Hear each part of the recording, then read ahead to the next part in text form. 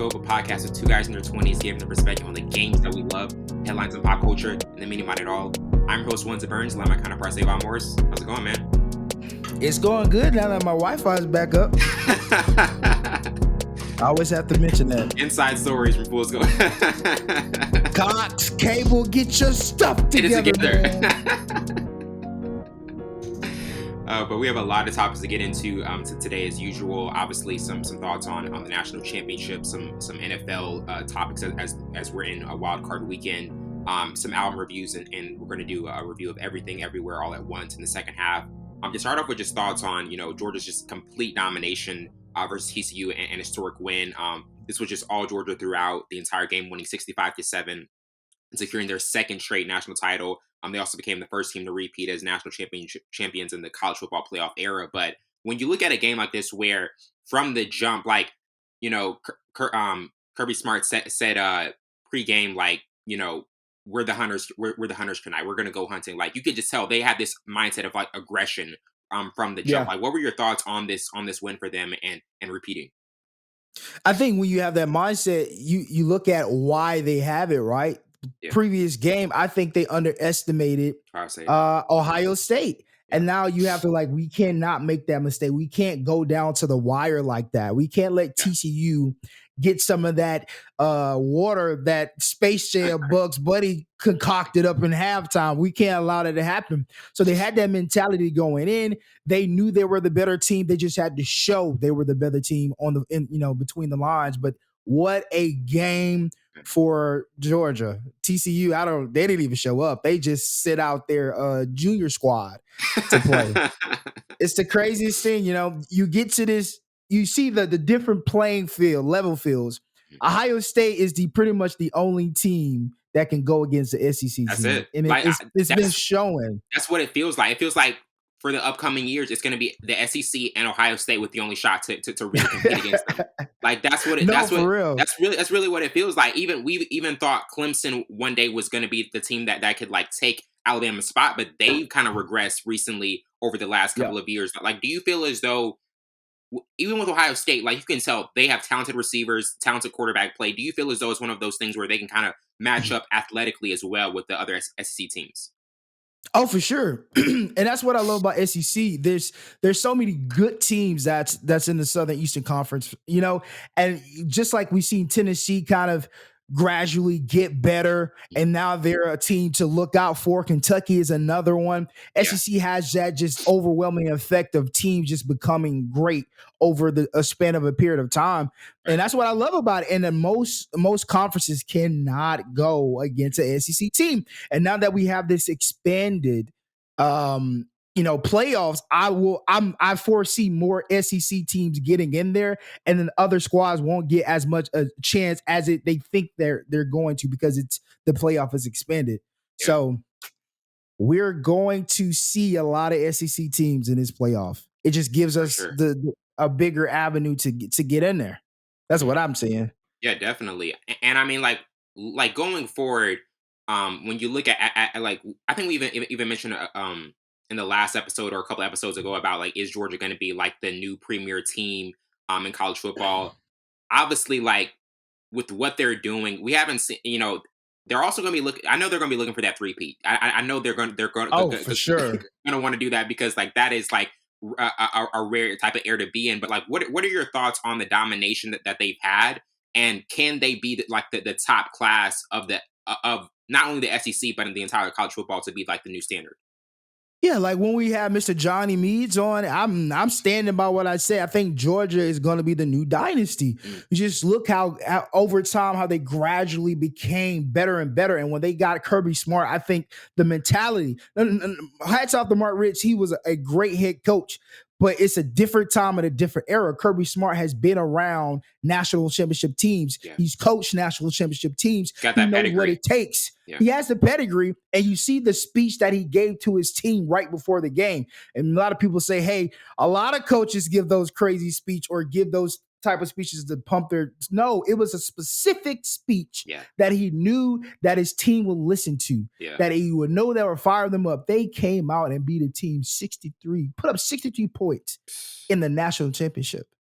That's just not any type. That's not any type of speech. But I think Georgia, they still have returning players. You look at what they did last year. They had like 15 players go to the draft. 9 were on their starting defense. They were still the number 1 defense this year, number 1 defense in the red zone. They still have players returning, wide receivers returning. I think they put another quarterback in that situation, like Stetson, who game manages and doesn't do anything crazy. They might be a Patriots.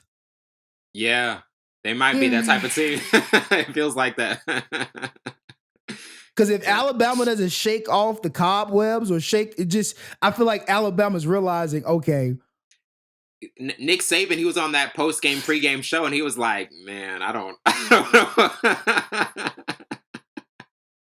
know. like Dave Pollack was saying, like, I think we're seeing the new class of college football, and Nick Saban, he kind of like nodded, like, in disappointment, like, yep. Yeah, and you have to take it. Look how many teams took Alabama always having 10 backup 5-star running backs, quarterbacks, wide receivers. They had to take it. They had to wait their turn. Now things are on a leveling playing field, and now kids are wanting to play more often. Yeah. Because now they get the NIL deals, and they get all these other accolades and amenities that comes with playing college football. Right. It didn't want to go to the next level. So kids don't want to stay and what they used to call it, groom you to be the guy. They want to be the guy now. And it's teams and organization that could groom them now and be true freshmen instead of, waiting their turn at Alabama. So you just got to take it. Alabama got to realize we got to do a different approach. What happened we did for the 10, 15 plus years that got us dominant, we can't do the same thing. It has to be different era now. Yeah, absolutely. And now transitioning to the NFL and with all the teams that we're seeing in wildcard weekend, there were a couple ones that had a chance to get in, like the Patriots against the Bills in the last game of the season. If they would have won, they would have been in. And the most kind of like infamous one, the Detroit Green Bay game, because like that was the type of performance where Detroit, they still weren't going to really have a shot to get in, even if they did win. With Seattle winning. But like, what are your thoughts on the teams that didn't make it, and kind of like which one was like the most disappointing to you? I mean, I know of course you're gonna say Green Bay, man. We get down to the wire, we get to the point where we get into playoffs and we lose again. Yeah. At home. Please don't. Oh, I'm sorry. I'm gonna be quiet. And that's the sucky part. We have the frozen tundra. We have home field advantage. We beat the Detroit Lions. I don't know how many times in this new football era. Yeah. Super Bowl era. So it's just like you had everything. That's the most disappointing loss, man. After all, I renewed my enthusiasm for us making it to the playoffs, and then we lose to the Detroit Lions again. That's just the most unlikely loss. Like it didn't even feel like, because like it's always like it was like that big brother little brother, like, yo, Detroit, come on, we got Detroit at home too. Like this is easy money. Like we're gonna be able to get into the postseason. But it also felt like one of those things, like when you start off the season so slow and you kind of have to go on this like crazy winning streak. They didn't have any margin for error. Like they were 4-8, then went and did the entire way up to the last game of this season. Like going forward with this team, like there's always this question of like what Rodgers is going to do next. Like we've had this same question the last 3 years. What are your thoughts on kind of the future outlook of this Green Bay team and maybe what Aaron Rodgers wants to do next? I love Aaron Rodgers as a quarterback. He's been my quarterback for a long, long time now. And then even with the dry spell we went through when transition from Brett Favre to Aaron Rodgers, I thought the ladder is still there. He showed spurts of just mobile quarterback, and he was a white quarterback. He was very mobile. He's extend plays, crazy arm, accurate, the whole shebang. Those days are over, right? There's time for a new era. It's 2023. The new season should not have Aaron Rodgers wearing a Green Bay Packers jersey. And that's the honest truth. It's time for the next quarterback. If it's Jordan Love, cool. If you draft another quarterback, make sure it's a quarterback that we can utilize. Yeah. But I think it's time for a new era. I think somebody can utilize Aaron Rodgers last bit of juice left somewhere else. I think it's another team. time. Yeah, he's got to go to another. It's over. Yeah. If we go through the dry spell and the sucky spell for the next 2 years, I think our defense is still strong enough. We had a couple injuries, and then the offense is going to change if Aaron Rodgers goes. But I think it's time for A-Rod to deuces. Chuck the deuces. Yeah.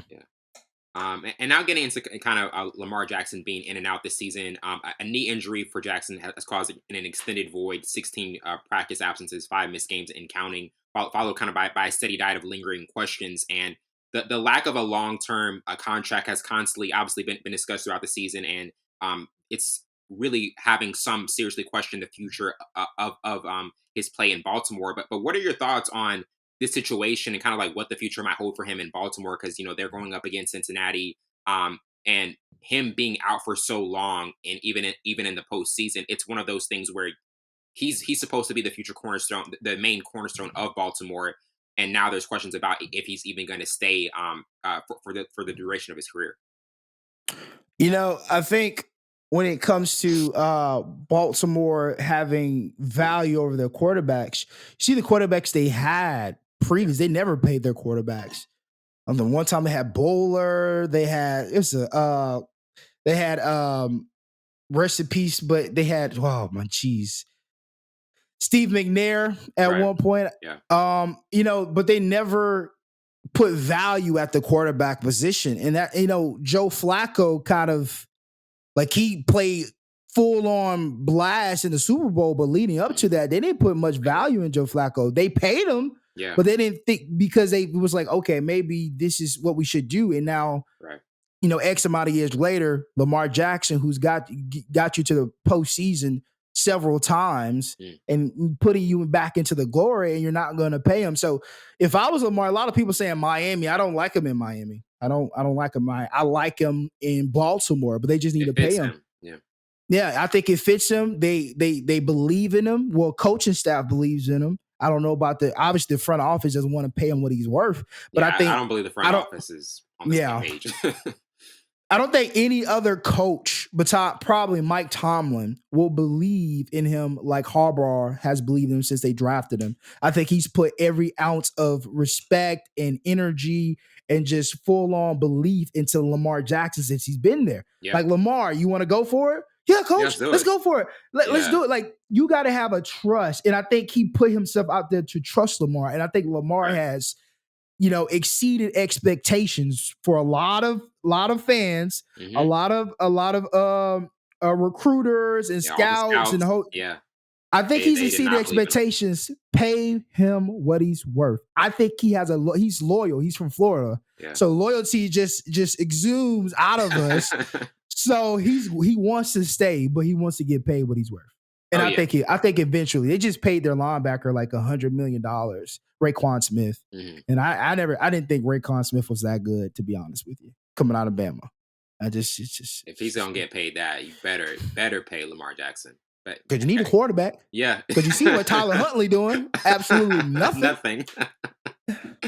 Absolutely. And now getting into kind of like most interesting wild card matchup from the AFC and NFC. When I look at the AFC, like the Jacksonville Chargers game is a really interesting one, because like you have two young quarterbacks that I think are going to be, being able to play at a high level for a long time, and Jacksonville getting into the postseason, having a home game, that's going to be a major deal. And then with the Chargers, that's a team that, with Justin Herbert, we've had a lot of expectations for him finally getting into the postseason and seeing what he can do and how long he can be in there is going to be really intriguing. To start off with the AF, well, also in NFC as well, because I think Vikings Giants can be a really good one. What are kind of like two of your intriguing wild card matchups? Vikings Giants I think is one that I'm looking forward to, because you look at the Giants, what they've overcome this year, what they overcame last year, at getting to this point, wild card. They've been here before. I remember when Eli busted us as Green Bay in the wild card, that was crazy. And they went on to win the Super Bowl. Yeah. Right. So I think it doesn't have the same residue, obviously. It's not the same team, not the same coaches, whatever, different styles. But I think they have an opportunity to get to the Super Bowl, because just looking at the MO, this is what they do. If they get in the playoffs and they get in the wild card, they win the Super Bowl. Yeah. So I'm just going based off history. It's set up for them. Yeah. And then, I want to stay in the NFC North. So Vikings, I haven't seen the Vikings like go deep in the postseason since forever. Right. And then Kirk Cousins finally gets into the play and, gets a chance to get into playoffs and show that he's one of those quarterbacks that you can rely on. But right. I think that's going to be a really, really good game. Justin Jefferson is going to go crazy against this Giants team. So I'm looking to see what Dalvin Cook does as well. So and then is Saquon back fully healthy? What is he going to do against this defense? So I think the headliners, there's a bunch of headliners for this game, and I think this is definitely one I'm going to be watching. I'll probably watch it with one of my good friends, Bruce, who's a Vikings fan. And he's talking about, and I told him when we beat him, he was like, I'm not going to say nothing. I just text him the eyes. And now look, emoji. And look at us now. Sitting on the sideline. Craziness, man. And I mean, go Pack, go. Go. How to add that in there? But I mean, also like another game that is going to get a lot of attention, obviously, because it's going to be a primetime game. Dallas, Tampa Bay. Dallas, they didn't. I know it doesn't have the same effect to me as it's having for other people. I mean, they didn't end the season the way they wanted to. Tampa Bay, they get the home game. But to me, like, this isn't the same Tampa Bay team that we saw. Like, I think Dallas should be favored in this. I think Dallas will win it. And people are kind of adding that effect of like, oh well, I mean, Brady at home, Tampa Bay. I mean, I'm not gonna throw it again. To me, it doesn't mean anything because it's just like if you comparing the two teams throughout the season, Dallas has been the better team throughout. Yeah, like for sure, very easily. Yes, this Tampa Bay team has not been that top tier NFC team. But what are your thoughts on that matchup and kind of the intrigue that it's stirring up for some? So this is very interesting. To even give Tampa Bay any type of airwave at this point is beyond me. Yeah. They squeaked out, out of their division. 8-9. Carolina, Falcons, Saints. Whoop-de-doo. Whoop-de-doo. And they skipped out of that. Like, I am not enthused about seeing Tampa Bay. Maybe 2020 when Brady first got there. Yeah, for sure. Even last year they were really good. Last year they were really good. Last year they were decent enough to, but this year I don't see that same luster. Mike Evans and Tom Brady finally gets a connection the past 3 weeks. Yeah. And Leonard Fournette has been inconsistent with the running game. Offensive line looks terrible. Tom Brady is cussing you out on the sidelines. There's not the same vibe, same energy they had the past 2 years. And then if Dak plays perfect football, this is going to be Buccaneers is over with. But Dak has to play he's thrown one interception every game. He has to play perfect. He can't force plays, and they're going to have to lean on the running game. Somehow they're going to have to get Ezekiel Elliott going, Tony Pollard going, and then get CeeDee Lamb going. So if the running game starts working, and I think they'll have success in the running game against the Buccaneers. Buccaneers defense hasn't been as good with Devin White and Devontae. So I'm looking to see if the running game is going to spark the Cowboys to win this game. If those two guys get going on those stretch plays and zone plays, it's going to be a long day for the Buccaneers defense, even with their top rated linebackers. So I'm not going to watch this game. I'm just going to just look at it at the end. Like, oh, okay. Dallas won. Okay, I already knew that. Okay. All right. That's cool. Cool. But no, I mean, this is not like, I'd rather see Bills in Miami, like those games what do you think about that game? Buffalo. Man. Ooh. So, because they had a really tight matchup a couple weeks ago. Yes. And it was really good. It was really, really, really, really good. So, two things that I'm trying to see about this game is Tua going to be 100%,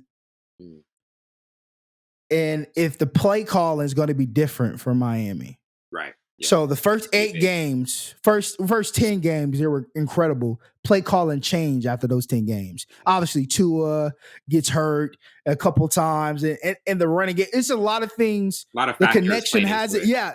Waddle hasn't been going off. We haven't seen this in a while.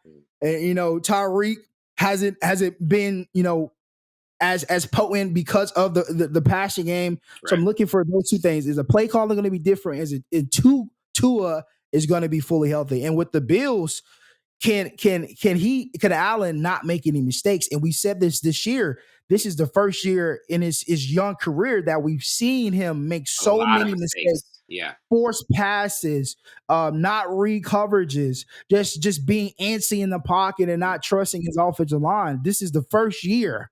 I was like, oh, okay, he's human, but he's still such a good quarterback. He's still one of the quarterbacks of the future of the NFL. But can he play his normal game and be consistent at it is what I'm looking for. And can this defense, secondary, who has been beat up since week 1, can they come back and do what they have to do to stop? Because if 2 is healthy and they start connecting with Tyreek, they're going to stop 2 guys, and both of them run like sub 4 threes. So it's gonna be interesting. But I think the Bills is gonna pull it off because I don't think 2 is gonna be fully, and I don't think Tyreek and Waddle going to be a difference maker in this game. Yeah, I would go Buffalo as well. Do you think? I think the other game we haven't mentioned, San Francisco, Seattle. I feel as though San Francisco should win that pretty. No. Who you got? No. I got Seattle. Oh. This is going to be a headliner, bro. Like, look how everything's set up. So Seattle got in because Detroit beat us, and then couple teams had to lose before those games. And Geno Smith, this is first year without Russell Wilson. Geno Smith gets a comeback year. He just got his, I think, $1 million incentive because he made the playoffs, and he's on a high. So I think that's going to at least get them in the ball. I think Seahawks win. It's going to be a close game, 17-14. That's the first prediction I gave for the playoffs. Special wild card, 17-14. It fits the San Francisco Seattle. They play tight. They play tightly contested games. They play really tightly contested games. I'll go San Francisco 20-17. Okay. So we'll see next week if one of our predictions actually work out. What if it just blow the Seahawks out? That would be hilarious. I'll be like, yo, Gino, where you at? Where you at, bro? But now transitioning to the NBA and kind of with thoughts on Steph Curry coming back for the Warriors. They were able to win last night against the Spurs. He added 15, and obviously like the shoulder injury has kept him out for a bit. And the first game he came back. They lost to a depleted Suns team by 12. But what are your thoughts on Steph coming back for Golden State? Obviously, like they were 6-5 without him during that stretch. They were still able to be above 500. But how do you kind of like? Do you feel those? It's obviously it's going to be one of those things where he takes a while for him to get acclimated back into it, and for them to kind of like try to get in that top 5 in the West. Yo, when he's there, a lot of people say they can play without Steph. Not in these later years. Not in these later. When he came back, they just blew them out. It was like 140, 106 for 144. Like, 144 to 113. That was looking at that. At this. It was that before they start scoring. Because it was like when I turned it off, it was like 140 to like 106. And I was like, yeah. Because I was at the where was I when I was watching the game? I can't remember where I was, but when I knew, I was like, yeah, I'm just going to turn my back to this. But they look so good with Steph there because Steph, just everybody gravitates to Steph. Steph's know how to get off and use screens to score. The off-ball screen action is so crazy. Bro, that's so underrated because that's where most of his points come from. A lot of people see him shoot like crazy shots, but he gets open. Not all it is. Yeah. Right, no, and Kerr does such a great job calling plays, and they trust him obviously after all the winning championships. Yeah. But he knows how to get his players open, and it's all without the ball. That's what the coaches used to say back in the day. You can score without the ball. Get open. Yeah. And I think I love that mentality that they still have to this day of them winning so many championships, being so consistent and successful. So, man, but when Steph there, they're a different ball game. They're a different ball team. They run different. They talk different. Communicate different. It's just different. Steph has to be there for them to win now. Now, if this was like, obviously we've seen them go without Steph and Clay, but Clay is not Clay anymore. No, after those injuries, he's getting there. Draymond is getting old. His body deteriorates faster than the shorter guys. So he's getting old. They don't have the same support team. So they need Steph to be there. Yeah. They definitely need Steph to be there. Yeah. Absolutely. And now transitioning to kind of KD's injury and who needs to step up the most during his absence. He recently suffered an MCL sprain in his last game versus Miami and will be reevaluated in 2 weeks. And Brooklyn, they do feel like this injury can be less severe this time around and kind of have confidence that he'll be back in less than a month. But, Brooklyn, they're top 5 in the East right now. Have been able, obviously, we're on a winning streak with him. When he was playing at a really high level before the injury. But what are your thoughts on him being out? Because this is the type of team that obviously like they've been on this really hot streak, but they can go at certain points without like Ben Simmons not playing well and they're kind of being inconsistency with the shooting at points. I'm gonna answer the first question. Who needs to step up? Obviously, Kyrie. Yeah, he has to. What I knock Kyrie for is his lack of leadership.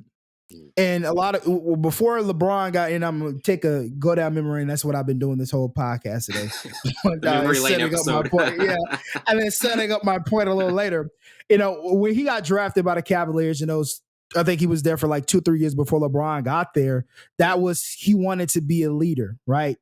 Then LeBron got there. You can't do that because LeBron's a leader. Then you get to the Celtics where you have to. You're the guy now. You want to won an NBA championship. You got some accolades under your belt. Yeah. Looking at you, you cannot lead a young team. And then they don't listen to you, and then you leave after I think it was a year. He was literally there for a year. Just a year. And then he went to the Nets, and it's the same cycle. Where are you in your career of wanting to do? You want to be an advocate. You want to be I won't call you an activist, but you want to, let your voice be heard. I love that. That's off that. That's basketball off the court, that's stuff off the court, but on the court, you're a great scorer, crazy handles, blah, blah, blah. At some point in your career, you have to be like, Kyrie knows how to lead a team. Kyrie knows how to get his players into position. Kyrie knows. And crazy thing enough, you're a point guard. That's mainly your job. Yeah. Is to be a leader, facilitate, get guys into places, be that vocal guy. He's not a vocal guy on the court. So that's the only thing I knack him for. Like, when are you going to become a leader? When are you going to be able to lead a team? Right. And he has it in his career. So now KD is out. You're back.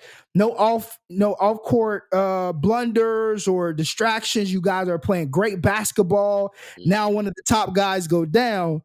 What is your head like? Oh, I got to score more, or are you saying I got to be a leader? Right. So that's what I'm trying to see. Where he has to step up. This is your time to show people that I can lead a basketball team. I can lead these guys. So. Yeah. He has to step up for sure. Absolutely. And it definitely does feel like one of those things where, like, yeah, you can score a lot of points, but also have you can score a lot of points even in losses. You know what I mean? And have amazing performances, but it doesn't rack up to any W's. When you look at it, because like they obviously the last game that they had against Boston, they lost that one. And Boston is the type of team that we're seeing is kind of like heavily still at that top seed in the East. And even with Milwaukee, they've kind of had some blown leads and disappointing finishes. And Philly, they're still trying to put things together. But what are your thoughts on this Eastern Conference currently, and kind of like the teams that you're like most confident in right now? It was Brooklyn. I'm still confident in Brooklyn. It was Brooklyn. Now he's hurt. I'm iffy with Milwaukee. But yeah, I think it's Brooklyn at this point. I like Brooklyn. I like because they started finally playing basketball. They just got away with all that stuff. All the distractions. But I think KD will be back. I mean, we do have the break coming up here shortly. That'll give him enough time to rest, and then after that, I think he'll be back going. I think Brooklyn can be that team, and like the Celtics, I'll never have faith in the Celtics because every year is something disappointing. Last year, they get to the NBA Finals. They got to the finals last year. They got to the finals last year, man. Went to 6. Okay. Getting to the finals and ask the Suns. That's a great point because the Suns, I don't know what's going on with them right now, man. That team is two different things. Yeah, so it's like until Jason Tatum just goes bananas or everybody goes bananas, I still wouldn't have faith in the Celtics. Even when they, got to that point where they were going against the Cavaliers, they were a young team, showing great, blah, blah, blah. And then after that, it's always been up and down. Yeah. They blame it on Brad Stevens. Which, I mean, how can you blame it on? I mean, like, even back then, Brad Stevens was one of the best coaches that they ever had. I mean, I got them to multiple conference finals. They just needed that extra push to make it to. What push? What push? I mean, no. What I'm saying? Gone.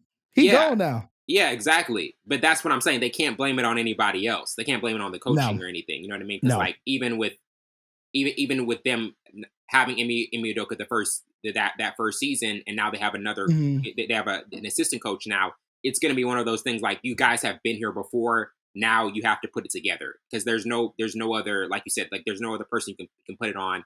This is the season where they really have to show like, we can take it to that extra notch. Yeah. And then you got the C teams. Yeah. They're going to definitely can't blame it on anybody else. And I didn't see the difference between Brad Stevens and the guy who likes to cheat with his coworkers. I definitely didn't see the difference. So that's why I'm saying like Brad Stevens was a great coach. It's on Tatum. It's on Tatum then. Tatum's got to be the guy. We saw that in the NBA Finals.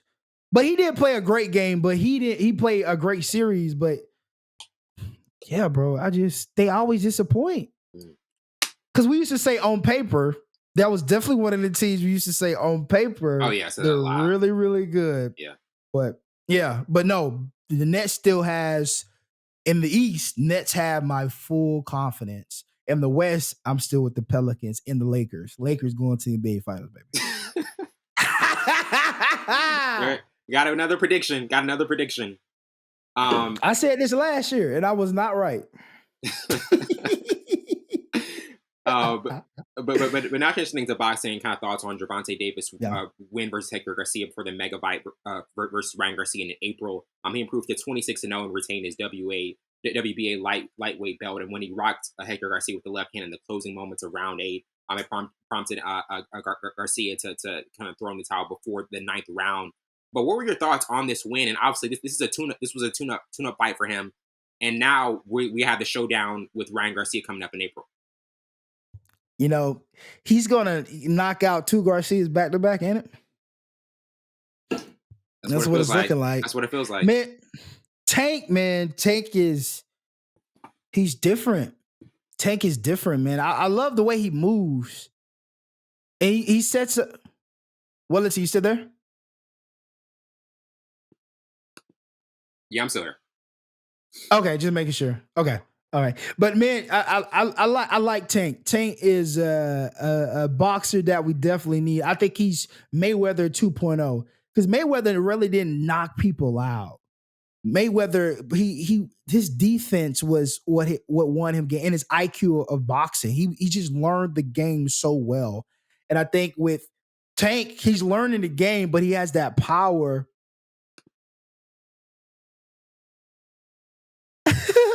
He has that power. Should I still talk? Yeah, keep going. Okay. So I just read your message, sorry. But no, I think he has that. He obviously has the ability to knock out guys, but his IQ is growing every fight. And I think he's a 2.0 Floyd Mayweather. And I don't know why people are not saying it. Obviously, he's trying to transition out of the money team, but I think he's Floyd Mayweather 2.0. You look how he moves, how he sets up fights. Like, I forgot the fight when the guy was on the ropes and he threw 2 punches to set up to see what he's going to do, and then he gave her uppercut. Boom, knocked him on the ropes, down, out cold.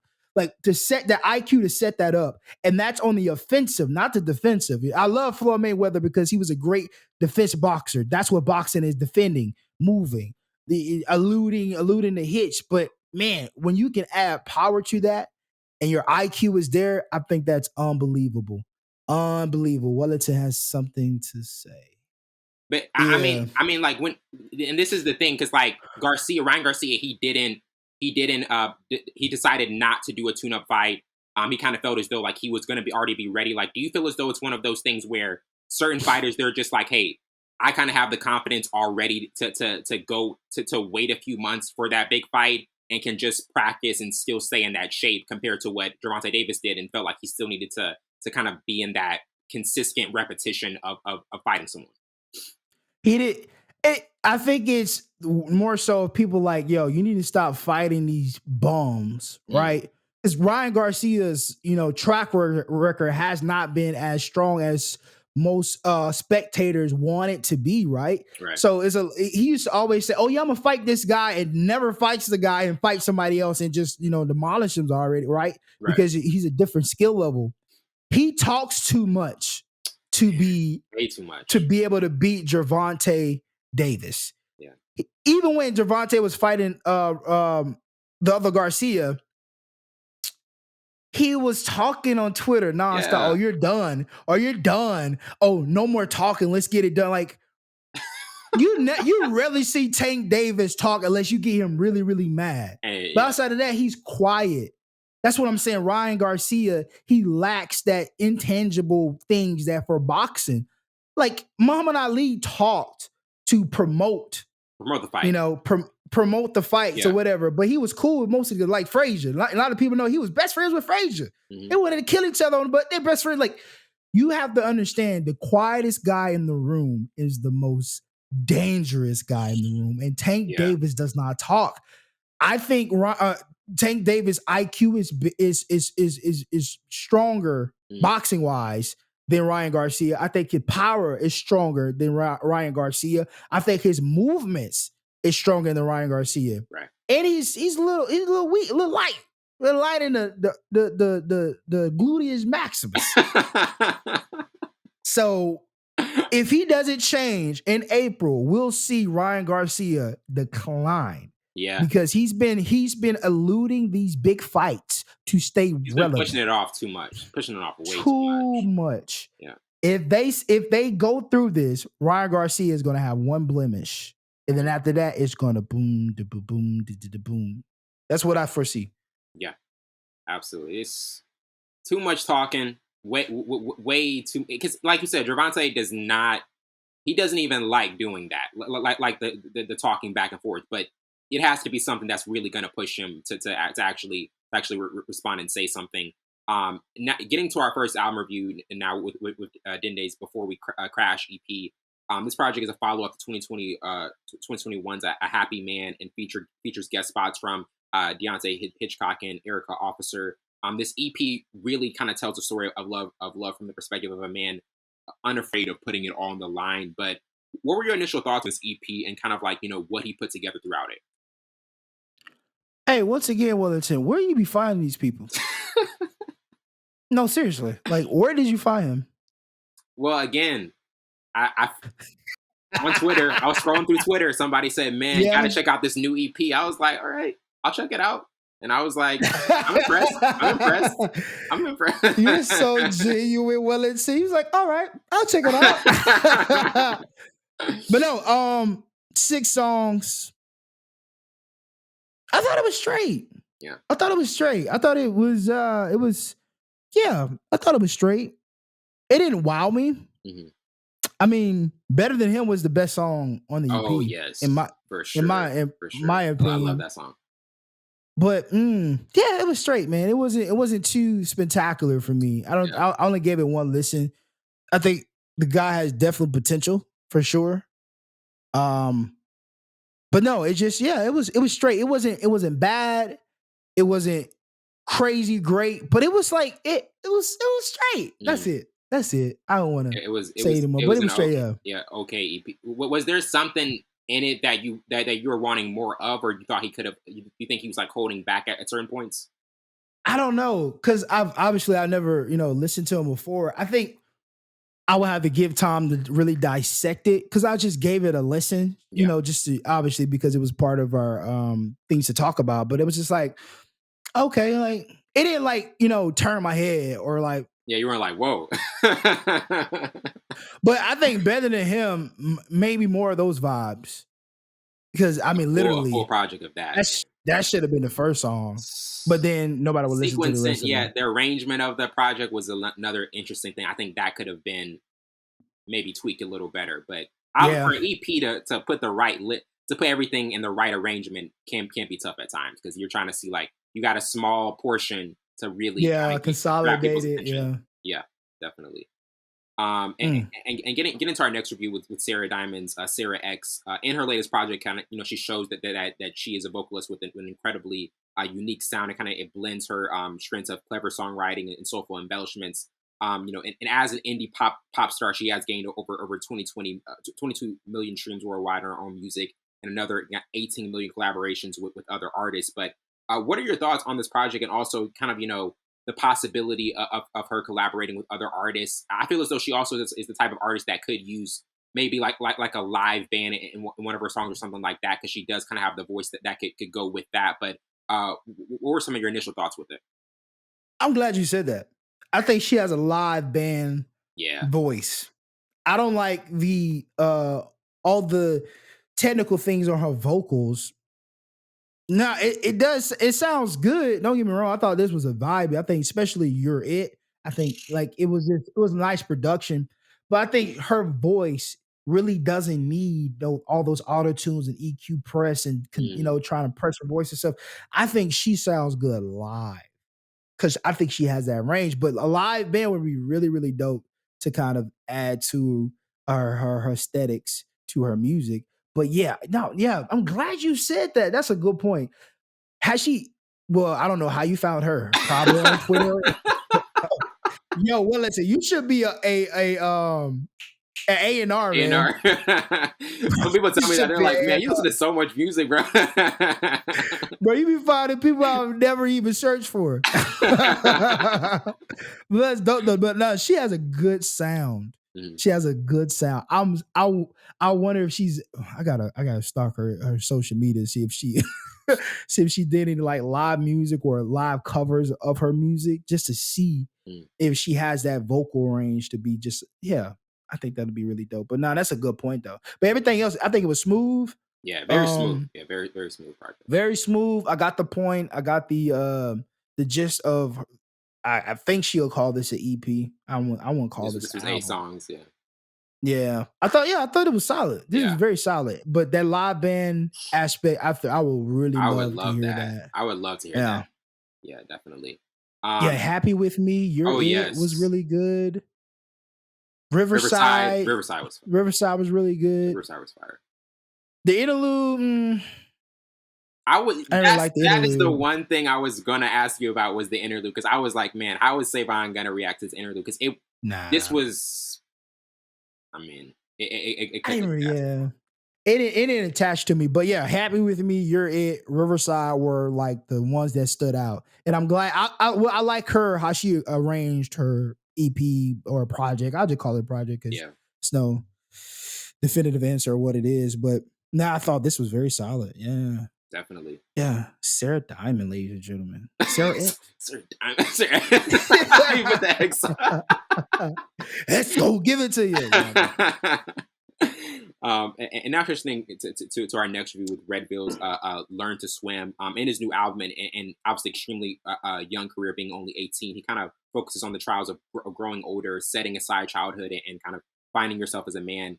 This is his first full body of work since 2019's Bittersweet Cry, which featured kind of an eclectic collection of songs. But what did you think about this project, and what his career might look like, even as he learns more in his upcoming years? He's 18, huh? Yeah. Yeah, he got potential, obviously. A lot of potential. A lot of potential. Better. I'm gonna go ahead and give you better. Working on it. Mars, PG Baby, Driving Board, Shoulder. Shoulder was fire. Great songs, man. Yeah. And he's 18. That is insane. That's the biggest thing that stands out to me, just how young he is and the fact that he's putting together songs like that already. Yo, that's amazing. He's 18. He's not signed yet either. That's good. Stay indie. That's stay indie as long. Yeah. Do that because you don't. Once you get hooked, that changes everything. Yo, and he hasn't even progressed in his vocals yet. Right. The pitch, his voice is going to change. Yeah. Oh man, yeah. At 18, bro, that's insane, bro. Yeah, this was a fire project, bro. Oh yeah. Fire. Yep. One time for the Wellington. Yeah, it was fire, bro. Yeah. I didn't even. Yeah, now that I see it, it's in his Westcom. Maryland rapper producer, 18th birthday. Crazy, bro. Man. That is such. Oh yeah, he's gonna progress so much. Yeah, I like how he arranged his songs, pitches, the melodies. The arrangement was amazing. Like what is the one thing? Because obviously we both agree what he's doing right now at this age is astounding. But like, what is that next step that you think he's gonna take that's really gonna put him into the next phase of his growth as an artist?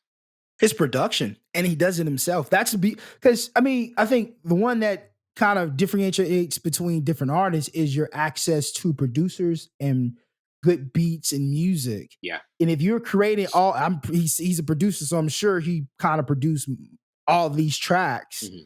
To be able to do that, and you can find your own sound of music niche within your producing and your artist too. I mean, his production just going to get crazy. Look at Tyler, the Creator, man. He produced most of his stuff too. And that you just find different angles of who you are in your voice as you make beats. Because most people like J. Cole say he would be making beats, but he made beats for another artist, but then he uses it because the artist, and you find like, oh, okay, I can use this, I can tweak this, what if I added this pitch? Because you're there. It's just like you're producing it. Mm-hmm. So if you make a beat, you can switch things. Because most of the time you get a beat set, you can't really switch, or you might could turn some stuff down if you have the stems, but to be able to add a different element to it, like some snare drum. Yes. Yeah. So with that, his creativity is just going to grow. I think that's what is going to happen for his career, his creativity and his production. So that way he's going to morph his artist side to even become greater, because now you're kind of challenge yourself on the production side. Mm-hmm. So if you got a lot of artists in a room and a producer like puts out, like for instance, Timbaland and Jay-Z, right? Yeah. Timbaland played them Dust Off Your Shoulders. He played them a couple songs and you just like, it just makes you have to step up to the plate. So if you're your own producer and you make a beat like, bro, I cannot come crazy. I gotta come crazy. Yeah, you on have this. to. So it just challenges yourself to have to step up to the plate. So that's what I'm saying. Yeah, he's 18. That's crazy, man. Bravo. This is solid, man. Man. This guy saved, bro. Yes. This guy saved. Yeah, this guy saved to the library. Yeah, I'm out there. This is one I want to just keep going back to and listening to even more. Yeah. This is one of those projects you're just like, I gotta keep going back to it because this is incredible what he put together. 18, man. I wish I had that. That's what I'm thinking. I'm like, man, at 18. I was okay, but I wasn't like. It wasn't like that. Bro. I was not like that. No. Bro, that's insane. Yeah. Kudos to him, bro. Career gonna go crazy. Yeah, absolutely. We're going to take a quick break and we'll be right back with our review of Everything Everywhere All at Once.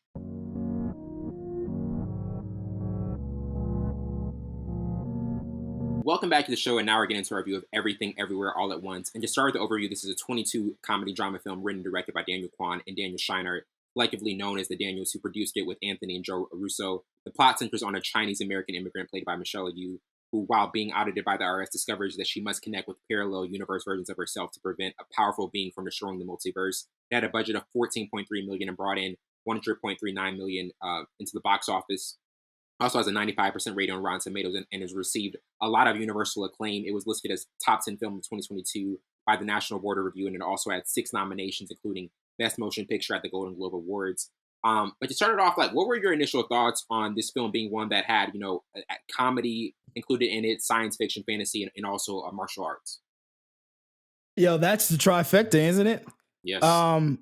Man, this film was very dope because it's hard to add the comedy aspect because you can always add action and martial arts. That's common, but to add comedy in that's not forced.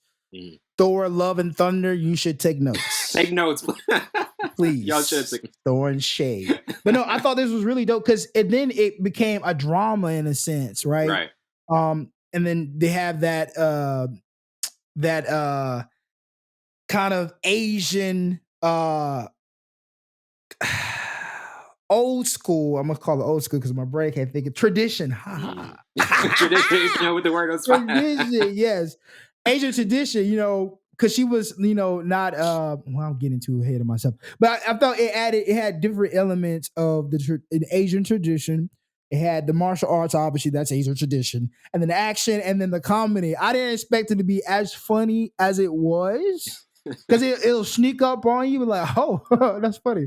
But no, I thought it was a great film. I see why they got nominated for that 6 times. It was really dope. Like, and add that multiverse because I'm a sci-fi guy, and every element you could want in it.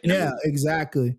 And then it was written really well. Dialogue was really good. Monologue was really good. Like, it's hard. Yeah, you already know I'm gonna give it, so that's foreshadowing right there. Yeah, right? Exactly. And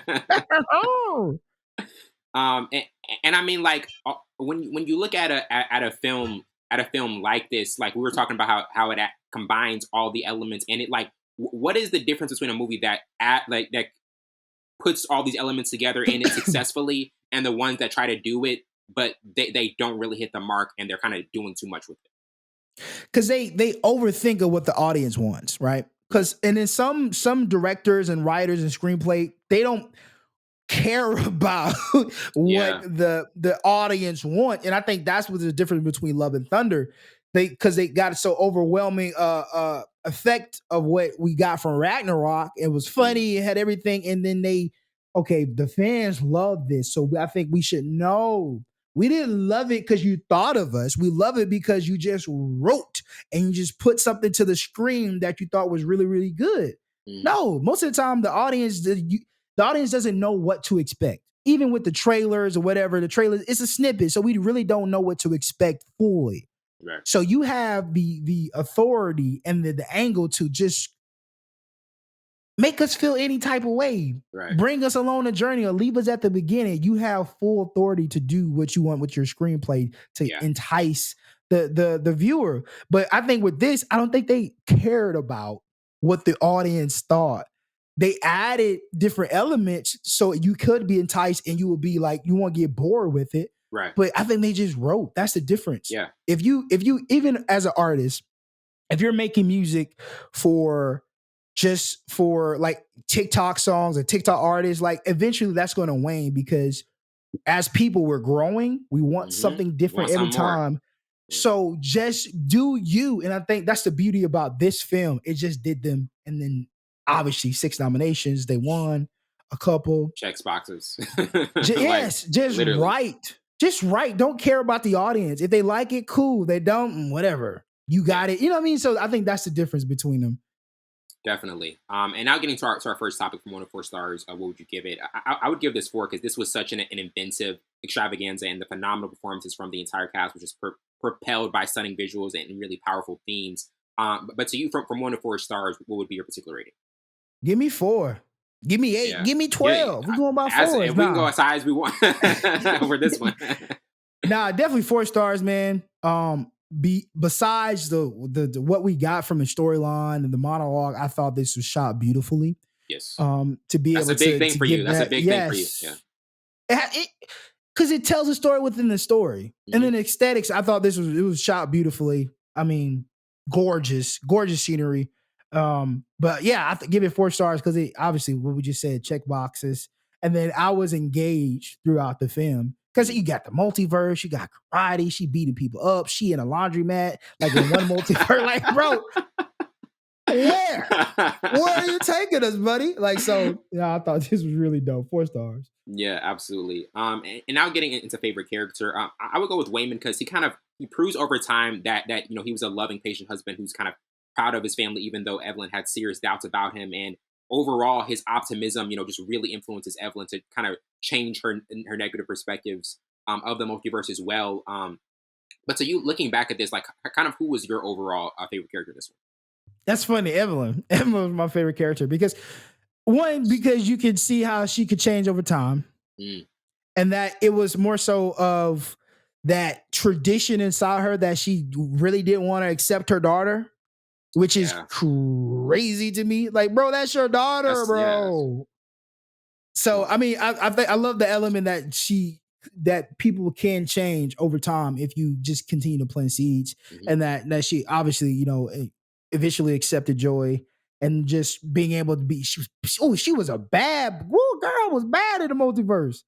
I didn't like the first one though when she was getting the IRS was on her and the laundromat was failing. I didn't like that multiverse. Take it to when she kicking people butt. Yeah, like, go to that part. Go to that multiverse. But I love we get those different elements because they could have literally started the multiverse of kicking butt, but they gave us they gave us the meat and potatoes that first. Then the foundation first. I like that. Yeah. And then they kind of, went off in it. But no, yeah. I think Evelyn Wang. I like that name, Evelyn Wang.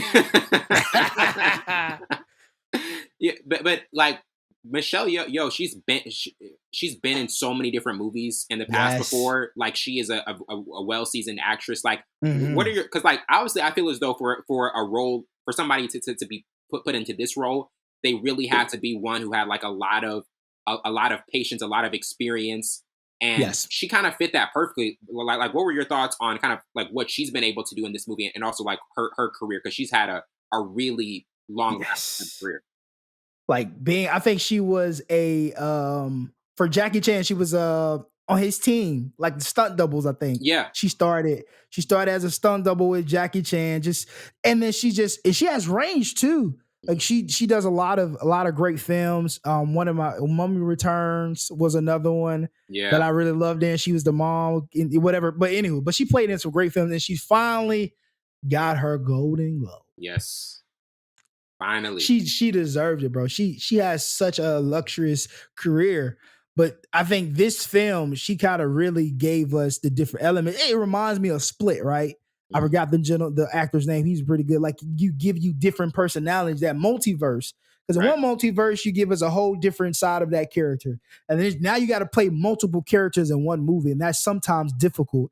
And then being able to separate yourself and keep yourself in tune with all these characters. So it's having a split personality in my eyes. Maybe I'm going too deep into it. No, you're right. And I'm giving her too much credit. But no, I thought she did a phenomenal job to be able to go in each multiverse and play those characters to a T and bring that out into the screen. So yeah, she's definitely well deserved of that Golden Globe. And without anybody else in this role, I just can't. Because she's perfect for it. She's seasoned. And man, shout out to Jamie Lee Curtis, man. Another one. She went crazy in this role. No, not for the role. For her support of Michelle. Wait a minute. I really didn't like her character. But I like Jamie Lee Curtis, though. Yeah, I think she's Curtis a good actress. Yeah. But no, I was saying how she was hyping Michelle up when she won her Golden Globe. And she was like, been a cheerleader for X amount of years, still a cheerleader. Because when she was like, she's going crazy. So, man, I love that. But no, I really didn't like, awesome. I think it was Deidre? Lumina. Deidre. Yeah, I don't know the last name. I'm not going to try to attempt. Rodrigo Brokovich. Man, why did put these many names together, man? Come on. Wait, no. Why did man was Gong Gong? Bro, I just realized these names are insane, bro. And then one guy just had a name Chad. That was his name. Just Chad. Gong gong the Chad. But no, the range in these names, bro. I know, seriously. And now getting into most memorable scenes, I had the first verse jump, also drifting through the multiverse, montage, Joy and Evelyn being rocks, then finally making things right, where Evelyn gains control over the multiverse in the film's big finale, chooses to take on Wayman's kind of mentality. But to you overall, like, what were some of your memorable scenes in this movie? That was the best one when she finally took over the multiverse, and she finally shout out to her husband. I see why now. Okay, now just having a movie run through my head, like I see why you said her husband was, because without him, she would not have. No, see, you need some good support, man. That's what it was, brother. But no, that was the best. Well, nah. Oh, you gotta go back. I like the IRS scene. Man, forget the IRS, but I like that scene because it kind of showed humility, that she was able to be humble even with her negative. Gosh, she was so negative in the beginning of the movie. Just such extremely negative. Such a contrast, bro. But they just see the difference in it. Yeah, without her husband. Yeah, actually, can I switch my favorite character? Yeah, let's do a switch over. Because without him, none of this would have been possible. Nah, but yeah, those two scenes for sure. And then you always name all the good scenes, so I'm just ditto to what you said. All those, but nah, that scene when she took over the multiverse, and then major key. And now getting into most memorable quotes, I saw My Life Without You. I wish you could have seen it. It was beautiful, from Evelyn. Also, you have so many goals you never finish, dreams you never followed. You're living your worst you, from Wayman. I'm tired. I don't want to hurt anymore. For some reason, when I'm with you, it just hurts both of us, from Joy. Also, why not go somewhere where your daughter is more than just this, from Joy. And then finally, I felt everything your daughter has felt, and I know the joy and the pain of having you as my mother, from Joy. What were some of like your quotes? Maybe one in particular that you kind of felt was a major standout. Every last one of you just said. Because I picked the one from Evelyn and Joy, because that was like, they had so many. Their dialogue and conversations were just Because that was the drama side. You get the action, you get the comedy. That was the drama between that tradition. Because you couldn't accept your daughter, but you got a failing business. Who gonna accept you? Your husband? He barely did. So it's just like their dialogue was really good. Yeah. Evelyn had a bunch of them, like you just said. All the places I could be, I just want to be here with you. And yeah, man, I saw my that life real life daughter, mother. Like, did you feel as though that was like maybe like one of the biggest things that also just didn't take this to be like just a really good movie, but a great movie, because it was that real life dialogue that made it feel just so real at some points. Yeah, for sure. And I think a lot of people can relate, especially the Asian community, because a lot of Asian Americans, or their parents come from that tradition and still hold that tradition, and the kids are kind of not as tradition as the parents want them. So it's just like that contrast, and then that mother-daughter relationship, it's always eventually going to butt heads. I don't know why it's like that. Mothers and daughters butt heads. Is just like y'all was so cool when she was like 5 and 9. Now she 15, that's what I'm saying. When you're younger, like the teenage, like, I hate this. Right. Like I don't understand it. So that was relatable, realistic at that. So man, that's that was beautiful. And then for them to be able to come together, sometime and somewhat come together and kind of reconciliate their differences, I guess. It wasn't like a full reconciliation, but it definitely. It was that unspoken. Some traditional families or parents are like, when you whoop your kids and you don't apologize or say nothing, you yell at them, like you want something to eat. That's what that is. Yes, I love that. That's the unspoken. Like, I'm sorry, but I'm not gonna say I'm sorry. Yes. Well, now that you mention it, can I get a big flurry?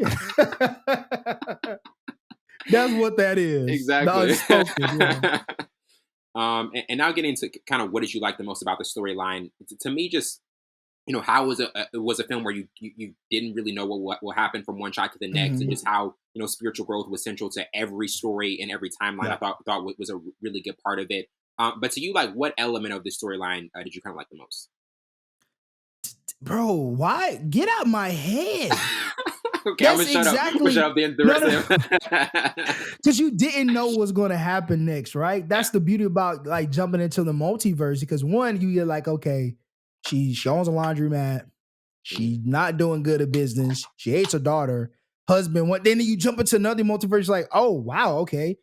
Oh wow, okay.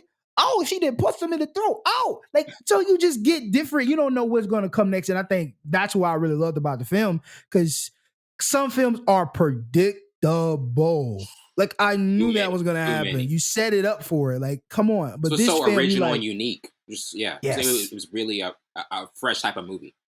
It was like it was what Doctor Strange should have been. Like, that's a great point. Seeing, like, not knowing what it was going to be. In the multiverse, this was the right way it should have been done. Yes. Like, I like the action of Doctor Strange, but some things, like, I forgot who we had on the show, was like, man, it's predictable. And now I'm thinking, like, yeah, it was predictable. This film wasn't. So you get that, like, oh wow, I didn't even see that coming type of reaction. So yeah, definitely. Yeah, get out my head, Wellington. You been watching me, bro? You been looking at my cookies, man? What are you, the government, huh? Listen to my phone.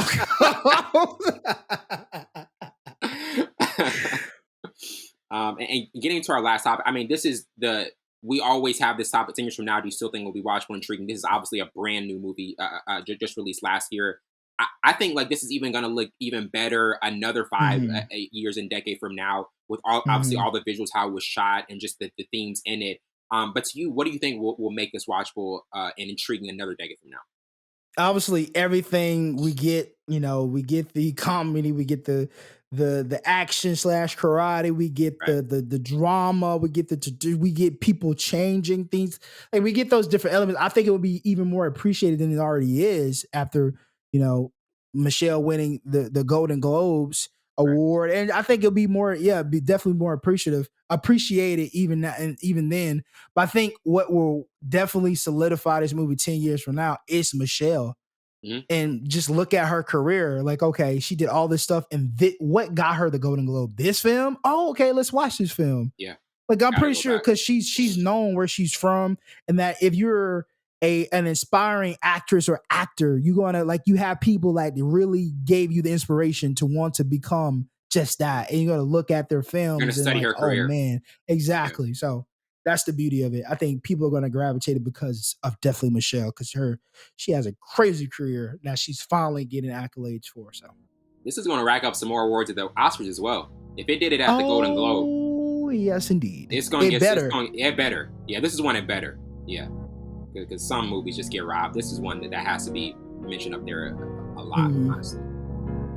Well, that wraps it up for today. I'm your host, Wendell Burns, with my counterpart, Savon Morris. This has been Full Scope. See you later.